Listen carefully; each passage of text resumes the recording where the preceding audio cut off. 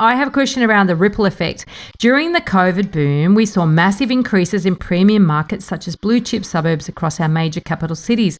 Based on your experience at past booms, will those premium markets plateau at some point and other markets catch up in the years to come? It's a really good question. The ripple effect, I think, was driven down to us working 9 to 5 in the city, and that, you know, if you couldn't afford this suburb, you went the next suburb because of you didn't want to go 4 suburbs because that was an extra 15 minutes on the train twice a day. You know what I mean? And so I feel like the ripple effect, which is next suburb's worth a little bit less than the suburb closer to it because it's just a little bit further away from the city. As long as they're similar lifestyle suburbs, that was driven a lot by the buyers prioritizing time saving so they could get back to their families sooner.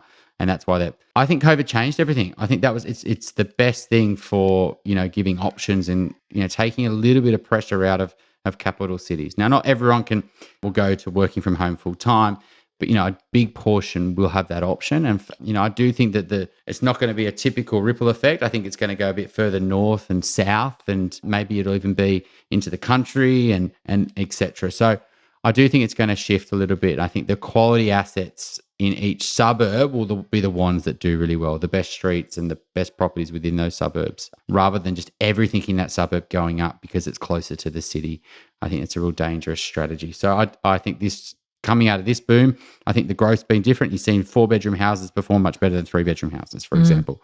And yeah, I don't think it's going to be the same as past booms. And, you know, I'm pretty confident that some type of remote work's going to stay just because how strong the employment market is. Unemployment's at all-time lows. It's likely to continue to keep on getting lower. So the employers are desperate for people, and employees have got the upper hand, and they're going to want flexibility. And so they're going to really embed the need for remote work.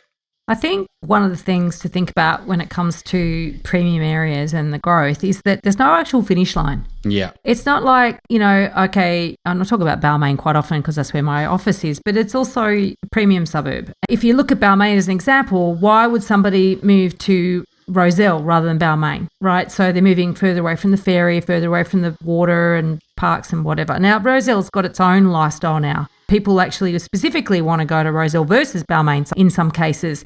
And so that's an example of a permanent change that started as a ripple effect.